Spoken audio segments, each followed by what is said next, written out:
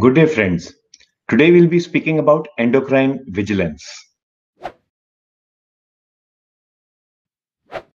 Endocrine vigilance is a very important topic whenever we practice medicine, but it's especially important when we practice diabetology.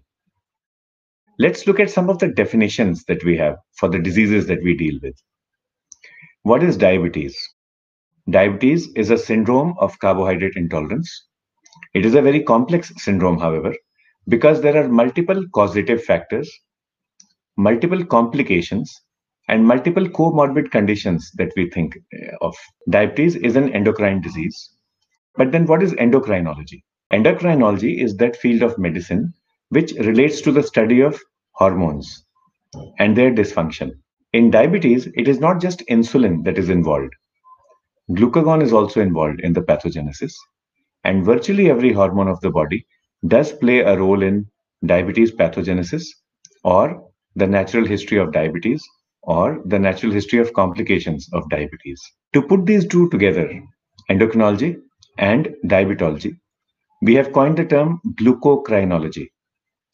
Glucocrinology is that study of medicine which relates to the relationship of glycemia and the endocrine system. What is the practical implication of glucocrinology? That is endocrine vigilance. Vigilance is the price that you have to pay for good health, and endocrine vigilance is the activity that we have to do to ensure good health for our people living with diabetes. Endocrine vigilance impacts virtually every aspect of diabetes care. Etiology of diabetes may be endocrine. The comorbid conditions that exist with diabetes may be endocrine. They may be metabolic. Endocrine diseases may cause hyperglycemia. They may cause hypoglycemia. Endocrinotropic drugs can be used to unmask diabetes. Endocrinotropic drugs can also be used to treat diabetes. And sometimes anti-diabetic drugs can have endocrine impact. There can also be a clinical confusion if we are not aware of the relationship between glucose and endocrine function. So let's discuss these one by one. The first aspect of endocrine vigilance relates to the etiology of diabetes. The concept of secondary diabetes means that diabetes is due to a particular disorder, which may or may not be endocrine. And if it is endocrine, almost any gland of the body can be involved, can be the culprit. So whether you have acromegaly or hyperparathyroidism, diabetes can occur as a part of this. Whether you have a glucagonoma or from the adrenal, you have Cushing's or a pheochromocytoma or even primary hyperaldosteronism, secondary diabetes can occur. The rare syndromes like somatostatinoma, VIPoma, insulin-resistant syndromes, and lipodystrophy are also related with glucose dysmetabolism. What you will see commonly in practice is, number one, acromegaly from the pituitary, number two, hyperthyroidism, and number three, related to the adrenal, pheochromocytoma, Cushing syndrome, or primary hyperaldosteronism. Apart from endocrinology being an etiology of diabetes, you just may have coexistence of endocrinopathy and diabetes. This coexistence can be because of polyglandular autoimmune syndromes, polyglandular endocrine neoplasia, other inherited syndromes like mitochondrial diabetes or DID mode syndrome, or the association may just be by chance because all these diseases are so common in our practice now. Many times you will see that diabetes is associated with metabolic dysfunction. Polycystic ovary syndrome is a disease of an endocrine organ, that is the ovary. Diabetes can coexist with this. The liver is also an endocrine organ. It secretes hormones. It is the target organ of many hormones. And NAFLD, non-alcoholic fatty liver disease, which is now also known as MAFLD, metabolically active, can also coexist with diabetes. Similarly, hypothyroidism and subclinical Cushing's can be associated with diabetes. Now that we have diagnosed diabetes and we have looked at the comorbid conditions that relate to diabetes from an endocrine vigilant point of view, let's look at the natural history of glucose control. There may be times when your patient is just not getting controlled. Your patient has refractory hyperglycemia. You have to find a cause for that. The cause might be in the pituitary, again acromegaly. It might be in the thyroid, hyperthyroid, and it might be in the adrenal, Cushing syndrome. On the other hand, your patient might suddenly develop hypoglycemia and you don't know the cause.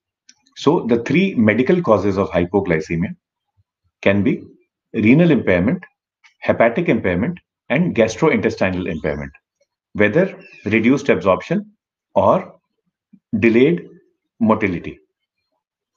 Similarly, three endocrine causes of hypoglycemia will be hypopituitary, hypothyroid, and hypoadrenal or Addison's disease.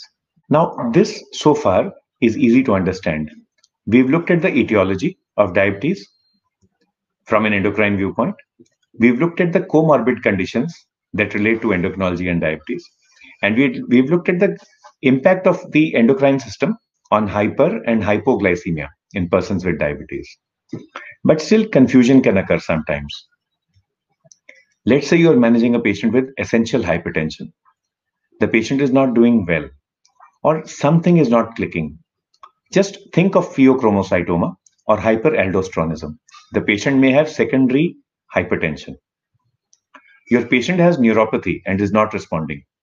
Maybe you've diagnosed diabetic neuropathy without excluding other causes. Remember that a very common cause of neuropathy will be hypothyroidism. Similarly, for myopathy, you decided that the myopathy is due to poor glucose control. It might be actually due to rickets or osteomalacia. And if you have a patient with obesity and diabetes, diabesity is what we term it as. Don't let that blanket statement prevent you from diagnosing Cushing syndrome. So beware of all these possible clinical confusions. The other end of the spectrum is that treatment of endocrine dysfunction may unmask latent diabetes, especially when you treat hypothyroidism and Addison's disease. Suddenly glucose levels may rise. It's not that they rose because of our disease. The diabetes was already there. It had been masked by the conditions of hypothyroid and Addison's. Endocrine vigilance is of extra importance when we manage disease. Whatever drug you use in your practice, you should be aware of the concerns related to it, the contraindications, the caveats that you have to follow when you prescribe the drug, and the checkpoints. When is it that we should check for possible side effects? So, contraindications, caveats, and checkpoints. All these three C's concern us, especially with endocrine vigilance, because glucocorticoids, inotropes such as dopamine dobutamine, growth hormone, high dose estrogen, and somatostatin all can cause hyperglycemia. There is good news also. Endocrine drugs such as bromocriptine and mifepristone can be used for the management of diabetes. Mifepristone is actually approved for the management of hyperglycemia due to Cushing's. New drugs are being developed, and 11 beta hydroxysteroid inhibitors are being used for the management of diabetes. These are still in the clinical trial stage. From the other end of the pavilion, metformin can be used to reduce serum TSH. So if you have a patient with refractory hypothyroidism, you are not able to bring the TSH down, why don't you try to give a small dose of metformin? You can do that in a very confident manner if your patient has both diabetes and hypothyroid. If your patient has only hypothyroid, then I would not suggest this medication. There is one Chinese study which shows that glimepiride can increase serum testosterone levels, and this may be of value in some patients who have adult onset hypogonadism. Endocrine vigilance is quite easy to practice. Let us discuss a checklist that we should follow in every person who comes to us for the first time with diabetes. For every annual checkup, and also for emergency situations. In every patient, take a clinical history.